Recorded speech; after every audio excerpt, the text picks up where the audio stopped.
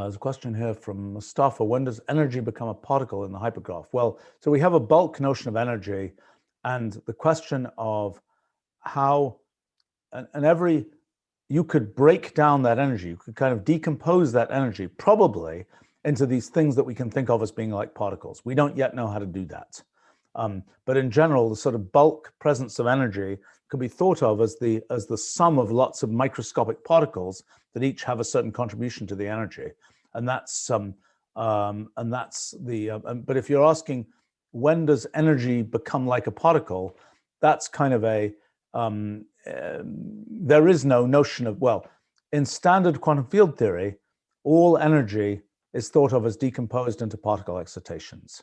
Whether it's a photon that's more sort of pure energy or an electron, whatever. In quantum field theory, one of the ideas is all energy is decomposed into particle modes.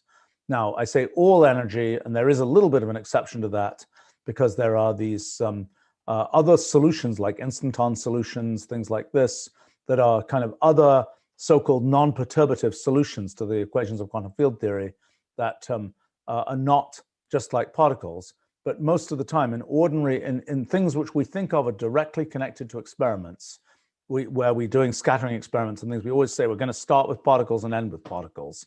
And so in those cases, the notion that the idea is all energy can be decomposed into particles. That's what I thought we were going to understand energy in our models. We actually have a bulk version of energy where we haven't decomposed it yet into particles, but presumably our energy can be decomposed into particles as it can in quantum field theory, except maybe there are cases where it can't be, except maybe there are cases where there are structures that aren't like particles. Like in quantum field theory, there can be things like cosmic strings that aren't really like particles, or ordinary strings that aren't really quite like particles, although they have certain similar features. Other kinds of sort of collective structures that aren't really like particles. We don't know how those work yet in our models. By the way, I should mention, I have a suspicion that there may be a sort of Ramsey theoretic way of viewing that.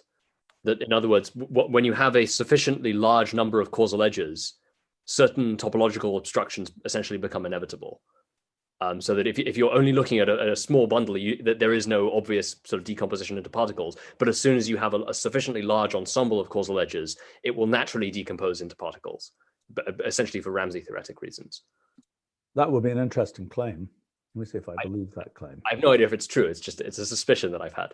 Well, I mean, so to comment for people about Ramsey theory, the point is that in a sufficiently large graph, for example, there inevitably have to be, just by the nature of the graph, there inevitably have to be certain features that, actually, let's take a simpler example.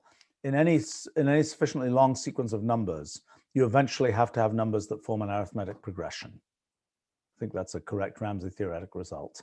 And that's to say, well, if you have enough numbers, there's just no choice but to have things that are in arithmetic progression. You're not saying which arithmetic progression, but there exists some arithmetic progression.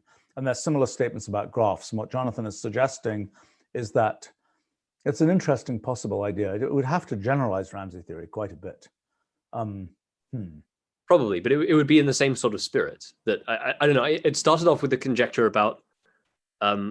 I was thinking a bit about cosmological baryogenesis and whether there's a Ramsey theoretic way of thinking about that, right? That once the hypergraph reaches a certain size, certain topological features become, certain topological obstructions become inevitable.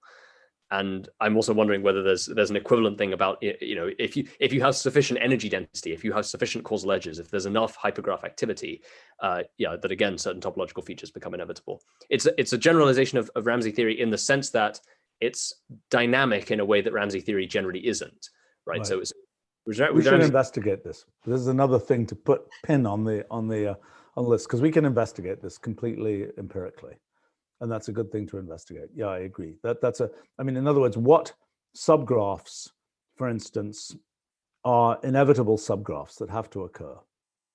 That would be a concrete way to investigate this. We're probably running out of time soon, but let's see. Question from